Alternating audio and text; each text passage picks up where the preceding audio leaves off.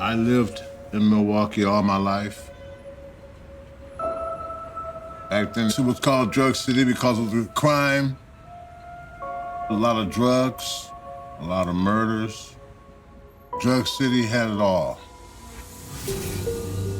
Looking for a safe home, Vernell and his wife Pamela move into the Oxford Apartments in October 1989. It was a very nice place to live. They didn't just let anybody move into those apartments, and that was a good thing. Within a few days, Vernell meets several neighbors, including the tenant across the hall in apartment 213. I noticed that he was a white guy, which seemed a little bit odd because we were in a predominantly black neighborhood. He seemed very pleasant.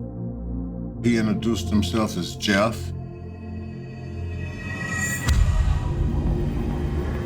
But 6 months into his lease, Vernell starts to notice a foul odor in the apartment building.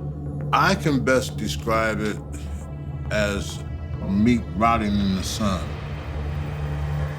It had gotten so bad, I went into our linen closet and I grabbed the bath towel and I rolled it up and placed it in the gap between the floor and the door.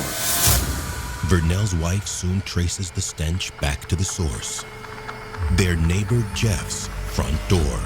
She told me that she was sitting in a chair in the hall waiting for him to come home. I felt bad for the white boy for to meet an angry black woman. He said that his meat had soured in his freezer, and I didn't believe he had any reason to lie. Come to find out that that wasn't the deal at all.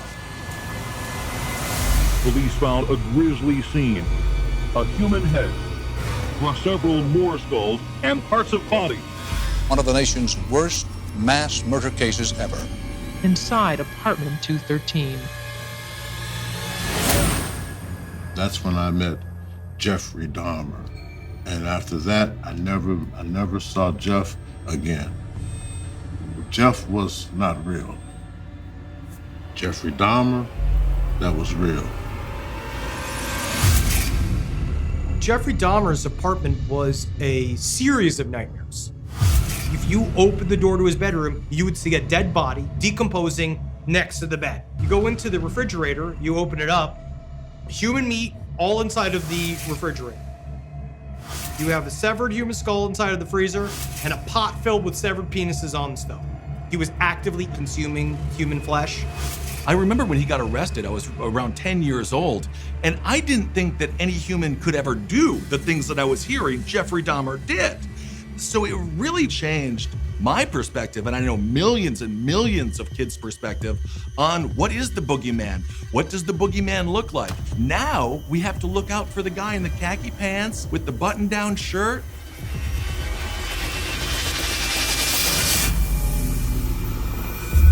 I was working for Inside Edition, and the story came in. And my first instinct was to say, I've got to find out about that story. I've got to know who did this and why. I think what was most remarkable about Dahmer's early life is how unremarkable it was.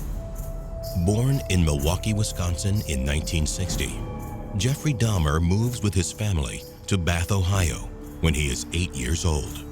Bath, Ohio was a great place, and there wasn't crime, there weren't problems. So I think Jeff had everything available to him that most kids would want growing up, with parents and a brother and a nice home and good schools. The offspring of a chemist and a stay-at-home mom, Jeffrey and his younger brother David grow up in modest middle-class comfort. Jeff played in the band, he wrote for the school paper, he was on the tennis team. I think his parents, especially his dad, tried to get him involved with activities and make some friends and not be just on his own all the time. Still, there are some activities that young Jeff enjoys more than others. He had an interest in dead bodies of animals. He lived in a wooded area. You'd find inevitably some dead animals there. But he didn't go out hunting. He didn't go out and shoot them. Once he found a dead dog and he completely skinned the animal. He dissolved the head in acid so we could get all the skin off of it. Then he took that skull and he stuck it on a pole outside of his shed of collectibles.